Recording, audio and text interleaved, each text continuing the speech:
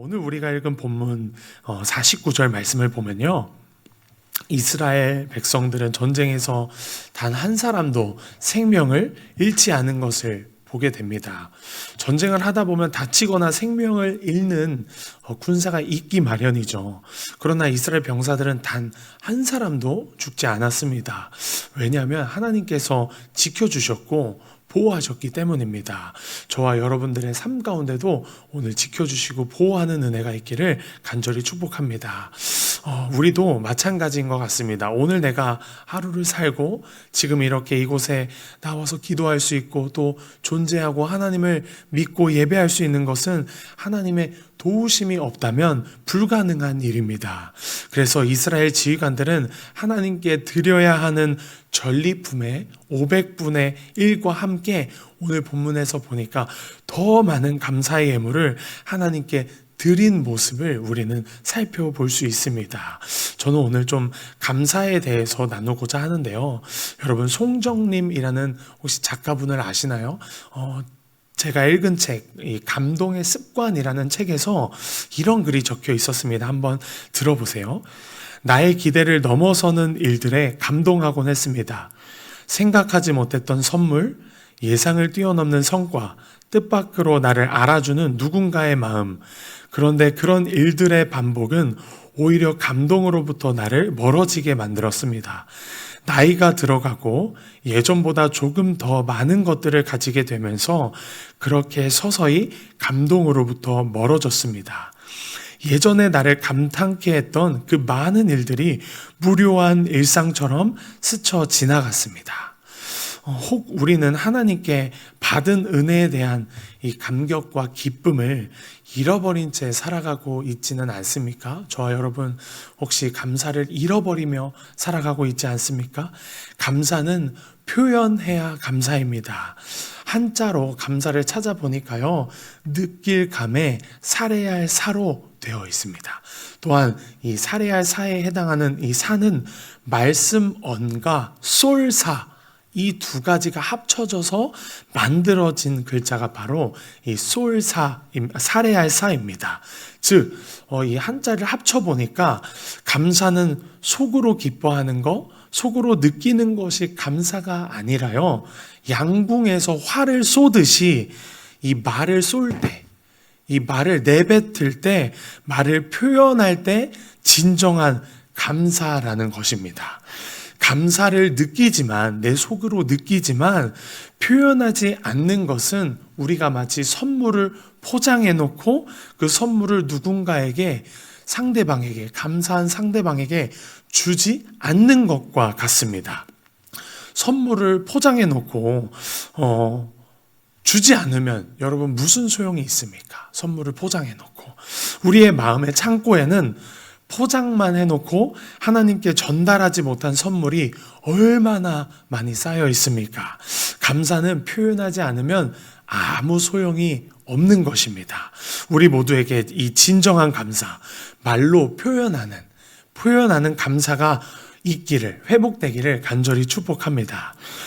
저희 가정은 지난주부터 이 감사 챌린지라는 것을 하고 있는데요. 이 흰 A4 용지에 감사의 제목이 생각날 때마다 혹은 아침에 일어나서 이 흰 A4 용지를 보자마자 감사의 제목을 적는 것입니다. 6월 1일 이 토요일에는 제가 다음 세대 말씀을 준비하다가 시계를 보니까 이제 자정 12시가 넘어 있었습니다. 말씀은 도무지 정리가 되지를 않았고요. 마무리를 하지를 못했습니다. 또 머리를 대고 누우면 당장이라도 잘 수 있을 것 같은 이 피곤함이 몰려오는 가운데 제 눈에 이 종이 한 장이 보였습니다. 바로 감사 제목을 적는 종이였는데요. 저는 이 종이를 보고 당장 감사하기 시작했습니다. 새벽 1시, 2시, 3시, 4시가 아니라 그래도 12시에 이 말씀을 마무리하고 있음에 감사. 이 감사의 제목을 제가 그 자리에서 말하고 난 뒤 어떻게 되었을까요? 기적적으로 정리가 되지 않았던 이 말씀이 한 번에 성령의 은혜로 단번에 정리가 되었을까요? 그렇지는 않았습니다. 그런데 한 가지 변화가 있었습니다. 그것은 제 마음이 변하기 시작했다라는 것입니다. 처음에는 이 12시라는 시간의 초조함과 압박감을 느끼고 이제 마무리하지 못하면 밤을 새야 한다는 이 불안함으로 가득했지만, 이 감사의 제목을 선포하고 선언하고 난 뒤에 제 마음에는 그 누구도 줄 수 없는, 말할 수 없는 하늘의 평안과 더 큰 감사가 임하는 것을 저는 경험했습니다. 그리고 저는 이제 일어나서 감사 제목 종이에 이렇게 적었습니다. 12시에도 설교 준비를 하고 있지만 이 설교를 통해서 하나님의 사랑을 알게 해주심에 감사. 여러분, 감사의 고백을 통해 또 다른 더 큰 감사의 능력을, 감사의 제목을 우리는 얻을 수 있는 것입니다. 감사는 더 큰 감사를 불러오는 능력이 있습니다. 따라서 우리는 감사를 표현해야 합니다. 감사를 내 마음속 어디 한켠에 모셔두고 사는 것이 아니라 표현해야 합니다. 대상에게 표현해야 합니다. 그리고 우리가 감사를 표현할 수 있는 유일한 대상은 하나님 한 분뿐인 줄 믿습니다. 나를 끝까지 변치 않고 끊임없이 사랑해 주시는 하나님께 오늘도 감사. 그래서 감사가 아니라, 조건이 달린 감사가 아니라, 그럼에도 나를 사랑하시는 하나님 앞에 나도 그럼에도 불구하고 감사. 나를 위해, 나의 죄를 위해 십자가에 죽으시고 십자가를 통해 완전한 구원을 이루어 주심에 감사.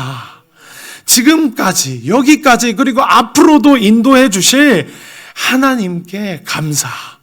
하박국 선지자처럼 내가 아무것도 없다 할지라도 나의 하나님으로 말미암아, 여호와로 말미암아 내가 감사하리로다. 여러분, 감사는 선언하는 것입니다. 감사는 선포하는 것입니다. 나의 환경과 상황을 바라보는 것이 아니라 감사는 선포하는 것입니다. 우리는 감사의 폭을 넓혀야만 합니다.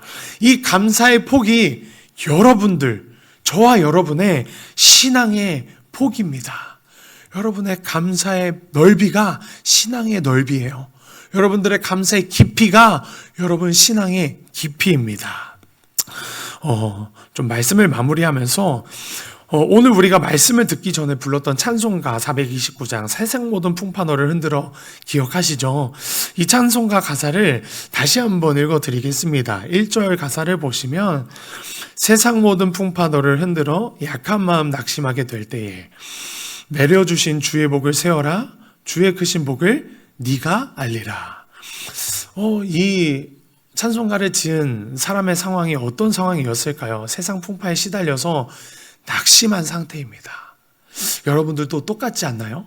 그때 우리 어떻게 해야 될까요? 세상 풍파에 시달려서 낙심한 상태일 때, 감사할 수 없을 때 우리 어떻게 해야 될까요? 세상 풍파가 나를 흔들어댈 때 우리의 본능은 낙심과 원망과 불평과 원망을 선택하겠지만, 신앙의 사람은 의지적으로 그동안 주님께서 베풀어 주신 복을 세어보라는 것입니다. 주의 은혜를 생각해보라는 것입니다. 내가 얼마나 많은 복을 누렸는지에 대해 세어보라고 말하고 있는 것입니다. 여러분, 2절도 마찬가지입니다. 세상 근심 걱정 너를 누르고 십자가를 등에 지고 나갈 때에 주가 내게 주신 복을 세어라. 두려움 없이 항상 찬송하리라. 여러분, 사명이 너무 무거워서, 여러분들이 맡고 있는 십자가 사명이 너무 무거워서 무너질 때, 버거울 때, 포기하고 싶을 때 우리는 어떻게 해야 됩니까? 그동안 우리에게 주신 복을 세어보라는 것입니다. 그 복을 세어볼 때 사명이 회복된다라는 것입니다. 이 찬양의 후렴은 이렇게 고백합니다. 받은 복을 세어보라. 크신 복을 네가 알리라. 받은 복을 세어보아라. 주의 크신 복을 네가 알리라. 알게 되는 은혜가 있기를 간절히 축복합니다.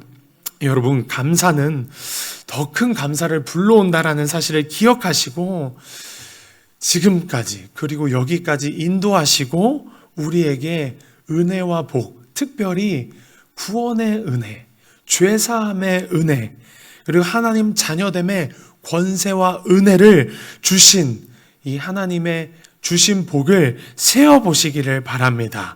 그리고 감사를 표현해 보시길 바랍니다. 오늘 이 본문에서 제사장들이 드려야 할 이 예물 외에 더 많은 예물을 하나님 앞에 드렸던 것처럼 하나님께 감사의 마음을 표현해 보시기를 간절히 축복합니다. 꼭 예물만을 말하는 것이 아닙니다. 여러분들, 내 인생의 장애물 때문에, 내 인생의 불편한 것들 때문에 내 마음을 빼앗기지 마시고 감사를 선택하시길 바랍니다. 사단은 여러분들이 감사하기를 원하지 않아요. 그 감사하기를 원하지 않습니다. 감사를 선택할 때 여러분, 모든 지각 위에 뛰어나신 하나님의 평강이 여러분들의 마음과 생각뿐만 아니라 모든 상황과 환경 가운데 하나님이 지켜주시고 보호해 주실 줄 믿습니다.